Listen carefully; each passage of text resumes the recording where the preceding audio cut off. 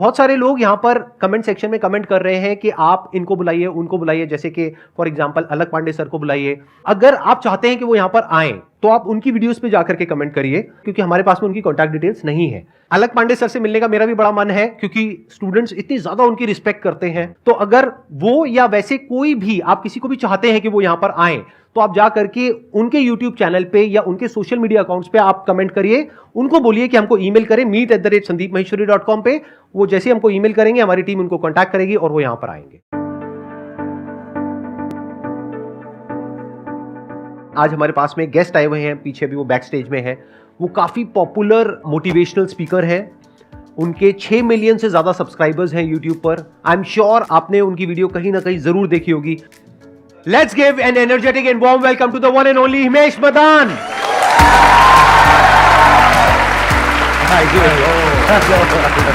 कैसे हैं? Hello everyone. Hello.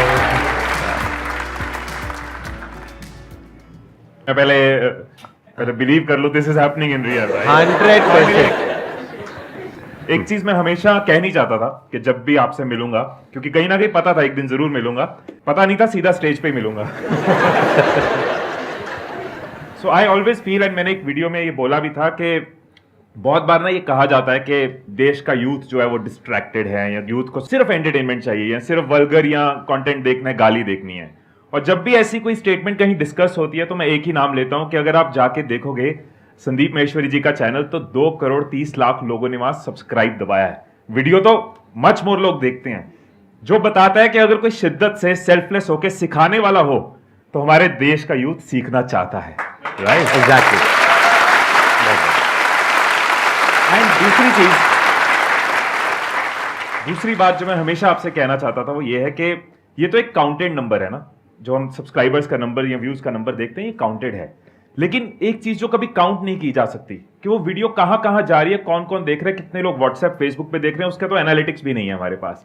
एक एक वीडियो से कितने लोग जो डिप्रेशन से बच जाते हैं, जो कोई सुसाइड करने की सोच रहा है, लेकिन इस तरह की वीडियोस उनको बचाती हैं। आपकी वीडियोस के नीचे कई ऐसे कमेंट्स होते हैं, किसी का करियर बन जाता है, राइट? लाइफ लॉन्ग उसके आने वाली जनरेशंस बदल जाती हैं, कोई एंटरप्रेन्योर बन जाता है आपकी बिजनेस सीरीज देख के, वो जॉब क्रिएटर बन गया है। कितनी बड़ी कंट्रीब्यूशन आपकी जीडीपी में है, इकोनॉमी में। मंत्रालय को बैठ के ना स्टैटिस्टिक्स देखने चाहिए। The kind of contribution you have done to GDP, that is amazing. Let's put our hands. Thank you so much, thank you so much, thank you so much. अच्छा, आप लोगों को पता है ना, इनके फादर भी मोटिवेशनल स्पीकर है, मिस्टर TS मदान, और वो तब से मोटिवेशनल स्पीकिंग कर रहे हैं जब मैंने अपना करियर शुरू भी नहीं किया था। तो इनके फादर की मेरे को एक क्वालिटी बड़ी सही लगी थी, वो इनके अंदर भी है, वो है उनका सेंस ऑफ ह्यूमर। मतलब वो सेशन के बीच बीच में उन्होंने एक जोक भी क्रैक किया था, मेरे को याद नहीं है, आई एम नॉट श्योर, 10 साल पहले मैंने देखा था वो, कि मुझे पता नहीं था कि आप लोग यहाँ पर आकर के तालियां बजाने वाले हैं। अगर बजाते तो मैं अपनी वाइफ को भी साथ में लेकर के आता, तो इसीलिए लेके आया। उसके बाद अच्छा। So good to see you. मैं भी एक फैमिली का इंटीग्रल पार्ट बन चुकी हूँ। मेरा भी यूट्यूब चैनल है। आपकी फैमिली में कोई ऐसा भी है जिसका नहीं है यूट्यूब चैनल? इनका भी बहुत अच्छा एक यूट्यूब चैनल है जहां पे I think around 8 lakh subscribers हैं, if I am not wrong, right? Gunjan shouts के नाम से। और आप लोगों के मैंने व्लॉग्स भी देखे हैं, बहुत अच्छी केमिस्ट्री लगी मेरे को आप लोगों की। बाकी तो अंदर की बात तो आप दोनों को पता होगी, दूर से देखने में बड़ा अच्छा लगा। ऑनलाइन केमिस्ट्री अच्छी है। और आपने शायद वेट भी लूज किया है पहले से कंपैरेटिवली, राइट? आपका मैंने देखा कुछ वीडियोस में।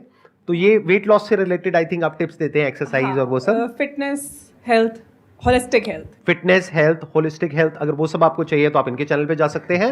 मोटिवेशन चाहिए तो इनके चैनल पे जा सकते हैं, और टाइम पास करना है तो मेरे चैनल पे आ सकते हैं। तो अब हमारे पास में 2 ऑप्शंस है। एक है कि हम बैठ करके आराम से ये सेशन करें, दूसरा है कि हम स्टैंडिंग में, मतलब कि सोफे वोफे हट जाएंगे और ये सब हट जाएगा और फिर स्टैंडिंग में सेशन करें। तो क्या चाहते हो आप लोग, कैसा होगा? कितने हैं सिटिंग वाले, एक बार हाथ ऊपर करो। कितने चाहते हैं स्टैंडिंग सेशन होना चाहिए? सब चाहते हैं, अरे क्या बात है। तो फिर ये हटाते हैं ये सब। अब आप लोग तरह तरह के अपने जो भी क्वेश्चंस हैं वो पूछ सकते हैं। सर मैं आप दोनों की बहुत बड़ी फ़ैन हूँ और दोनों ही मोटिवेशनल स्पीकर्स हैं। तो मतलब जब भी लाइफ में या फैमिली में कुछ भी इश्यूज आते हैं तो हम लोग आप दोनों के चैनल पे ही जाते हैं। सर जैसे मैं अपने जॉब वगैरह करती हूँ तो अप एंड डाउन्स आते हैं, लाइक कोई असाइनमेंट डिले हो गया या फिर कोई असाइनमेंट अच्छा हो गया। लेकिन जैसे कोई पास्ट में चीज़ हो जाती है ना, तो प्रेजेंट में मैं उस पास्ट चीज़ से कनेक्ट रहती हूँ। मतलब वो प्रेजेंट मोमेंट इंजॉय नहीं कर पाती हूँ। तो वो कैसे हम प्रेजेंट मोमेंट में रह सकते हैं और उसको ओवरकम कर सकते हैं पास्ट की चीज़ों को। एक चीज मेरा ना जनरली एक तरीका रहता है, मुझे ऐसे पसंद है क्योंकि सवाल पूछते तो मैं वापस सवाल पूछता हूँ। आप एक बात बताओ कि अगर आप कहीं जा रहे हो और रास्ते में आपकी गाड़ी जो है वो खराब हो गई, राइट, तो आप क्या करोगे उस केस में? ऑब्वियसली सर उसके लिए मैकेनिक बुलाओगे, या अगर कुछ खुद आता है तो ट्राई कर लोगे, वरना मैकेनिक बुला लोगे। टायर पंक्चर में भी यू कैन ट्राई और यू कैन कॉल समवन। ऐसा तो नहीं है कि गाड़ी खराब हो गई तो वहीं पे एक बिस्तरा लगाओगे, वहीं पे तकिया लगाओगे, खाना वाना मंगवाओगे कि आज से घर यही है, आज से सड़क के बीच में ही रहेंगे। ऐसा तो नहीं है। हम जो चीज अपनी रेगुलर लाइफ में करते हैं ना, वही हम अपनी मेन चीजों में भूल जाते हैं। अगर गाड़ी खराब हो गई, हम ये नहीं कहते कि अब यही रहना है, इसी थॉट में जीना है, इसी को अपना घर मानना है। हम ये सोचते हैं कि यहाँ पे क्या एक्शन है, क्या रेजोल्यूशन है, बिकॉज हम उसके साथ उतना इमोशनली लिंक्ड नहीं है। बट खुद के साथ हम बहुत हार्ड होते हैं, खुद के साथ हम बहुत प्रेशर लेते हैं। तूने ये क्यों कर दिया, तूने ये पास्ट में क्यों कर दिया। यहाँ पे बहुत जरूरी है कि अपने थॉट्स को देखो कि हम इतना हार्ड क्यों है। सेल्फ लव के साथ हमारी ग्रोथ की स्पीड हमेशा ज्यादा होगी वर्सेस सेल्फ हेटेड। अगर हम अपने दोस्त बन के चलते हैं कि कोई बात नहीं, हो गया, दैट्स फाइन, बहुत बड़ी लाइफ है, और कल की जो छोटी छोटी चीजें हैं ना, वो फ्यूचर में आपको पीछे देख के हमेशा हंसी आएगी। आज 1 साल पुरानी है तो कम हंसी आएगी, 10 साल बाद आपको लोगे किस चीज पे परेशान थे। सो जहां गाड़ी खराब हुई है, हमने एक्शन लेना है और आगे चलना है। सिमिलरली लाइफ में पीछे की चीजों की वजह से रुकना नहीं है, we have to move forward. Let's give a big hand for him. बहुत अच्छी बात बोली इन्होंने। अब मैं भी यहां पे थोड़ा सा ऐड करता हूं। आपकी प्रॉब्लम यह है कि प्रेजेंट मोमेंट में रहना है। प्रेजेंट मोमेंट में आप नहीं रह सकते हो। आपको क्या चाहिए? फ्यूचर में एक गोल चाहिए। अगर वो नहीं होगा तो पास्ट आपको घेर लेगा। There must be something to look up to, कि सुबह जब आप उठते हो तो ऐसा नहीं हो सकता कि आप उठे और प्रेजेंट मोमेंट में बस अपनी ब्रेथ को देखते चले जा रहे हो और खुश हो रहे हो, वाह वाह वाह वाह, I am alive, I am alive, alive. नहीं, ऐसा नहीं होता है। तो आपको क्या चाहिए? जब सुबह उठे तो एक रीजन चाहिए उठने का और आज काम करने का। वो काम किसके अकॉर्डिंग होना चाहिए? फ्यूचर में जो आपका गोल है उसके अकॉर्डिंग। और उस गोल को भी आप ब्रेक डाउन कर सकते हैं छोटे छोटे पार्ट्स में। मे बी अगर 2 साल बाद का कोई गोल है, 5 साल बाद का कोई गोल है, तो उसको ब्रेक डाउन कर दो छोटे छोटे गोल्स में। मतलब कि अगले 1 महीने में क्या करना है, अगले 1 हफ्ते में क्या करना है, आज क्या करना है। तो जब आपको पता होगा ना आज क्या करना है, जैसे आज सुबह हमें यहां पर ये करना था, लेकिन ये नहीं पता था कि खड़े होकर के करना था, ये पता था कि बैठ करके करना था। इसका मतलब कुछ और तो नहीं निकल रहा ना।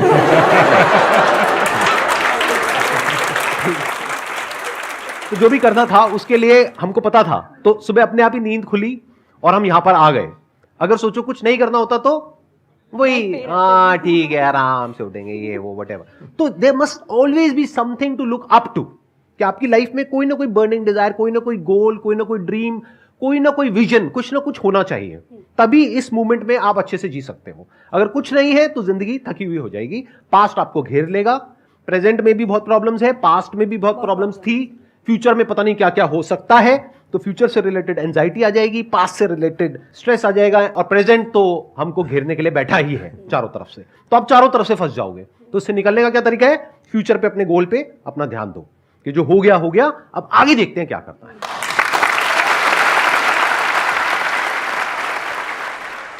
सर मैं आगे जाके अपना एक फूड स्टार्टअप स्टार्ट करना चाहता हूँ। मेरा ये विज़न है सर कि मैं एक स्टॉल से स्टार्ट करूँ और उस कंपनी को 5 करोड़ 10 करोड़ तक लेके जाऊँ। बट सर प्रॉब्लम ये आती है कि कहीं पर भी है ना, स्टेप बाय स्टेप प्रोसेस नहीं है, जिसको बोलते हैं ना अटेंशन टू डिटेल, मतलब कि पहले ये फिर ये फिर ये। तो सर उस पर स्टेप बाय स्टेप प्रोसेस है या नहीं है, इस चीज की वेट करने में किसका नुकसान हो रहा है? आपका नुकसान हो रहा है। हम वेट करते रहे कि पहले मुझे एक स्टेप बाय स्टेप प्रोसेस चाहिए। इसका मतलब पता क्या है? मैं अपने घर की पार्किंग में खड़ा हूं, गाड़ी के अंदर, पहले सारे सिग्नल ग्रीन हो जाए फिर मैं गाड़ी चलाऊंगा। वो नहीं होगा। आपको ट्रेनिंग लेते रहना है, सीखते रहना है, मेंटोर से सीखते रहना है, वीडियो से सीखते रहना है, लेकिन आपको एक्शन साथ साथ लेते रहना है, because biggest teacher is action. MBA चाय वाला यहाँ पे आए थे, उनकी वीडियो में ये चीज उन्होंने बहुत क्लियरली बताई थी कि पूरा रोड मैप नहीं था। उन्होंने फर्स्ट स्टेप देखा, फर्स्ट स्टेप लिया, अगला स्टेप मिलता गया। और मैक्सिमम वेंचर्स के साथ यही होता है। डे 1 पे किसी भी यूट्यूबर को नहीं पता था कि एक दिन यूट्यूब आएगा, वो तो कुछ और कर रहे थे। बट इंक्लाइन थे, कमिटेड थे, स्टेप लेते जा रहे थे। वो प्लेटफॉर्म को यूज करा जब वो प्लेटफॉर्म आया। तो जरूरी नहीं है कि आपके पास पूरा रास्ता क्लियर हो। आप पहला स्टेप अगर रेडी लगाना चाहते हो, पहला स्टेप अगर स्टॉल लगाना चाहते हो, पहला स्टेप किसी एग्जीबिशन में खड़े होना चाहते हो, वो करो। वहां से आपको मैक्सिमम क्लैरिटी मिलेगी। बाकी टीचिंग, लर्निंग, एजुकेशन तो नेवर एंडिंग प्रोसेस है। आप क्या करना चाहते हैं? फूड बिजनेस स्टार्ट करना है सर। फूड में क्या? Food is a very big के साथ स्टार्ट करना चाइनीज कुजीन। तो इसका स्टेप बाय स्टेप प्रोसेस है तो सही। सबसे पहला स्टेप है, पहले आपको अच्छी चाइनीज कुजीन बनानी सीखनी है, या कोई ऐसा पर्सन चाहिए जिसको अच्छी चाइनीज कुजीन बनानी आती हो, क्योंकि जब टेस्ट अच्छा होगा तभी तो बिकेगा। आइडियली तो ये है कि आपको खुद को आना चाहिए, नहीं तो आप हमेशा किसी ना किसी पे डिपेंड हो जाओगे। पता लगा आपने किसी पे डिपेंड होकर के एक बड़ा सा कहीं पे स्टोर खोल दिया है, छोटा सा भी कहीं पे खोल दिया, 4 दिन बाद उस बंदे ने बोला मैं तो जा रहा हूं। अब क्या करोगे वहां पर बैठ करके? आपने तो सारा पैसा लगा दिया, फंस गए ना। जो आपका प्रोडक्ट है उसको बनाना सीख सकते हैं, मोस्ट इंपॉर्टेंट। एक बार वो आपको अच्छा बनाना आ गया, अपने घर में सबको आपने खिलाया और उन्होंने उल्टी नहीं करी, मतलब उन्होंने कहा कि अच्छा है, आप समझ गए, वो झेल गए, तो फिर आप आगे बढ़ सकते हैं धीरे धीरे। सर मेरे को आता है।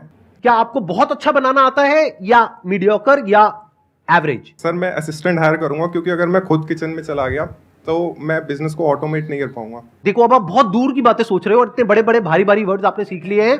ऑटोमेशन, डे 1 से ऑटोमेशन के बारे में मत सोचो मेरे भाई साहब, और डे 1 से इतनी बड़ी बातें मत करो, 5 करोड़ की, 10 करोड़ की। मेरा ये मानना है अभी आप सोचो सिर्फ महीने के 5,000 रुपए के बारे में। 5,000 जिस दिन कमा लिया ना, उस दिन 5,000 को 20,000 कैसे करना है ये सोचो, फिर 50,000 कैसे करना है ये सोचो, फिर 1 लाख कैसे करना है ये सोचो। अभी आप 5 करोड़ में फंसे रह गए ना, तो कभी 5,000 को टच नहीं कर पाओगे। वो 5 करोड़ हमेशा रहेगा लेकिन माइंड में रहेगा। I have heard about the book of secret, the secret. तो उसमें सर मेजरली फोकस था लॉ अट्रैक्शन। वो समझ में ही नहीं आया कि बैठे रहो और सोचते रहो, फोटो लगा लो, तो हाउ इट्स वर्क एक्चुअली। जो लॉ ऑफ अट्रैक्शन के अंदर अगर ये कॉन्सेप्ट है कि बैठे रहो और सोचते रहो, इससे मैं अग्री नहीं करता हूं। What work for me is not law of attraction. Attraction के अंदर जो वर्ड छुपा हुआ है एक्शन, मेरे लिए वो काम किया, अट्रैक्शन, राइट।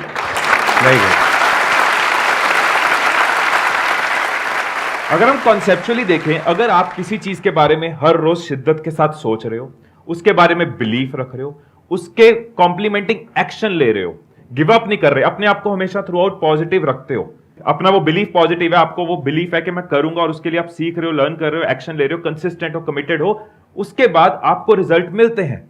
अब इसको अगर लॉ ऑफ अट्रैक्शन कहें तो लॉ ऑफ अट्रैक्शन कहना है, कह सकते हैं। अगर इसको मैं लॉ ऑफ एक्शन बोलूं तो ये लॉ ऑफ एक्शन भी यही है। Think about something, believe in that, take consistent action, keep learning, you will fall, you will rise, gradually you will grow. मेरे लिए लॉ ऑफ अट्रैक्शन के अंदर बिलीव करके बैठ जाना इज नॉट द सोल्यूशन, मेरे लिए action is the solution. Sir, I just want to ask, like females have to play multiple roles, various roles, and we want to justify with each role that we play.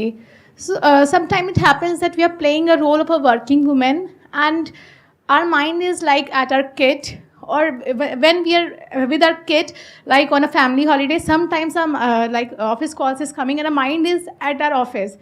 So how to end of the day, how to justify that whatever roles we are playing and we are giving our 100% and we are satisfied?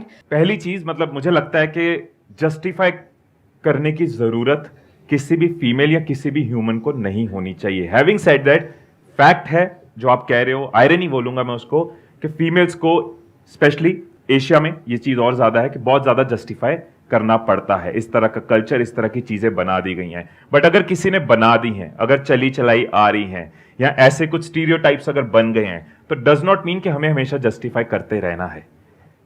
पहली चीज, आपको सिर्फ खुद को justify करना है, किसी और को जस्टिफाई नहीं करना। You should be content, you should be happy, you should be satisfied, वो ज्यादा जरूरी है। दूसरों के सेटिस्फेक्शन मीटर्स के साथ अगर चलना शुरू कर दिया तो वो कभी खत्म नहीं होंगे। एक ऐसी रेस है जिसमें हम भागते रहेंगे और शायद वो रेस कभी खत्म नहीं होगी। तो जो रेस ने कभी खत्म नहीं होना, उसमें भागना क्यों है? कि satisfying everyone in the world, that is something जो रेस कभी खत्म नहीं होगी।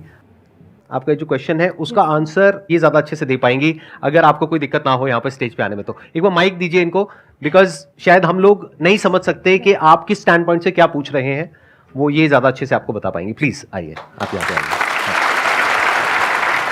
सबसे पहले तो thank you for calling me on stage, because मैं ऑनेस्टली इसका आंसर ना मेरे वहाँ पे मन में चल रहा था। सबसे पहले मुझे लगता है कि शायद ये ना फीमेल प्रॉब्लम नहीं है, ये एक ह्यूमन या फिर एक क्योंकि आप सब कुछ कर रहे हो, आप अपनी जॉब भी कर रहे हो, आपकी पर्सनल लाइफ भी है और इतनी सारे रोल्स आप प्ले कर रहे हो, तो ये हर एक इंडिविजुअल की प्रॉब्लम है जो लाइफ में कुछ भी कर रहा है।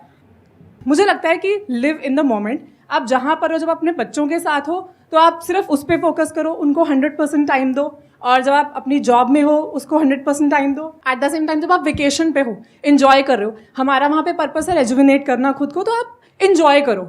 जब आप उस मोमेंट को 100% इन्जॉय करोगे ना, तो नेक्स्ट टाइम आप जब आप अपनी फैमिली के साथ हो या जॉब में हो, तो ऑटोमेटिकली आप वहाँ पर भी अपना 100% दे पाओगे। बहुत बढ़िया, बिल्कुल। I hope that answers your question. Yes, sir. हाँ, please have a seat, Very much. बैठिए। Thank you so much. Thank you so much for coming. Yeah, thank you.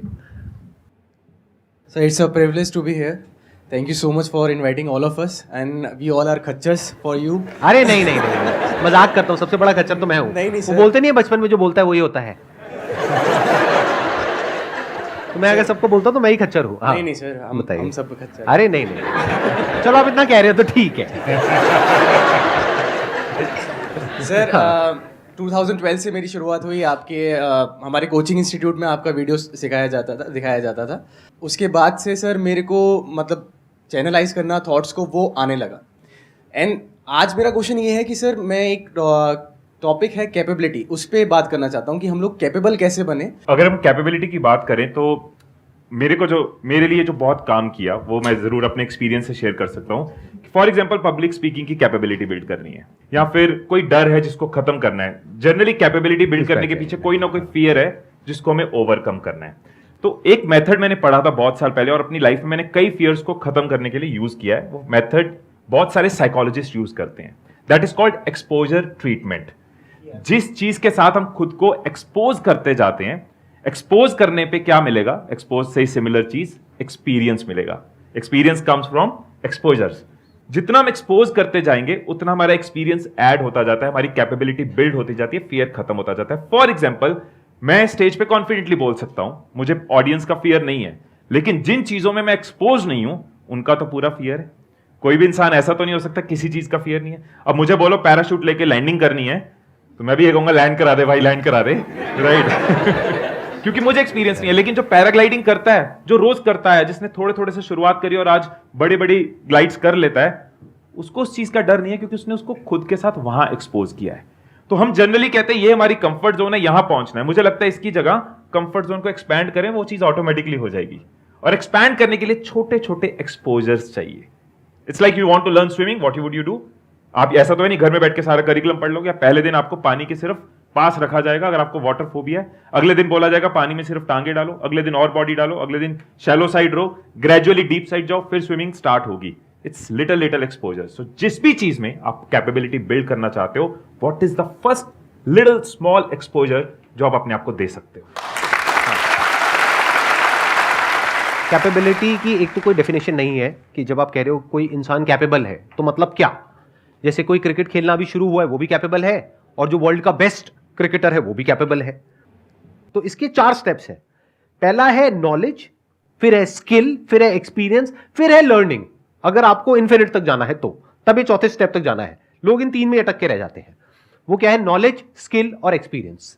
कोई भी काम आपको करना है जिसमें आपको कैपेबल होना है तो उसके लिए पहले आपको नॉलेज चाहिए। बुक से, यहां से, वहां से, स्कूल से, कॉलेज से नॉलेज मिल गई। अब स्किल चाहिए उस काम को करने के लिए, फिर प्रैक्टिस चाहिए जिसको एक्सपीरियंस बोलते हैं। यहां तक तो लोग पहुंच जाते हैं। इसके बाद चौथे स्टेप पे बहुत कम लोग पहुंच पाते हैं। वो है कि जब उस काम को किया तो खुद को क्रिटिकली देखा कि मैंने क्या सही किया, क्या गलत किया, और अगर कोई हमारी तारीफ कर रहा है, कोई बुराई कर रहा है तो उसको भी ऑब्जेक्टिवली देखा और समझा, पैटर्न्स को समझा, पैटर्न्स को तोड़ा। नहीं तो एक पैटर्न में घूम जाओगे, और जैसे ही आप उस पैटर्न में घूम जाओगे तो आप स्टक हो जाओगे। अब आपकी ग्रोथ रुक जाएगी। फॉर एग्जाम्पल मैं ये सेशंस कर रहा हूं, अगर मैं यहां पर कोई पैटर्न बना दूं, यानी कि जो आप मेरे से एक्सपेक्ट कर रहे हो वही मैं करने लग जाऊंगा, बस अपनी नॉलेज को बढ़ाया, स्किल को बढ़ाया, एक्सपीरियंस को बढ़ाया, लेकिन आप कहोगे अच्छा मैं उसी तरह से बोल रहा हूं जिस तरह से मैं 50 साल पहले बोल रहा था, तो मैं सीख नहीं रहा। बट अगर मैं सीख रहा हूं तो मेरे हर सेशन में आप कुछ अलग देखोगे। तो ये वो चौथी क्वालिटी है जिस पे आपको जोर देना है।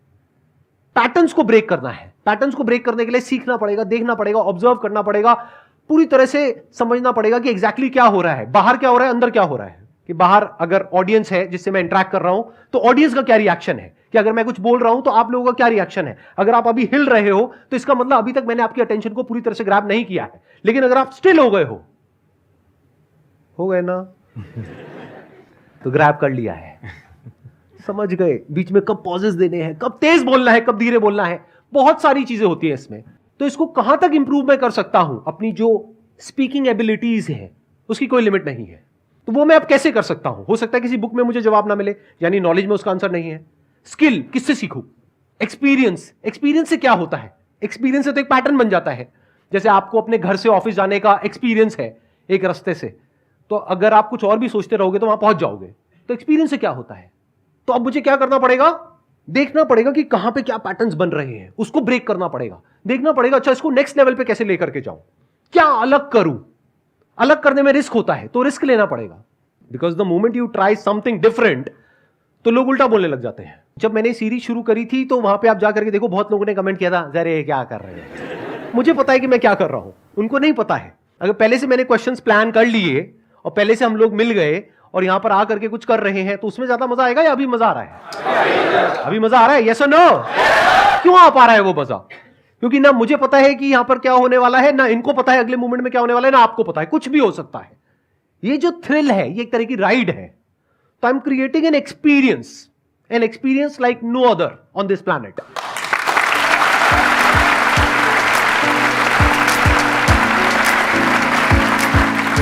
आपके लिए एक छोटा सा गिफ्ट है हमारी तरफ से, हमारी पूरी टीम की तरफ से, हमारी फैमिली की तरफ से। Thank you so much for coming. आप भी आना चाहेंगे स्टेज पर? Thank you so much.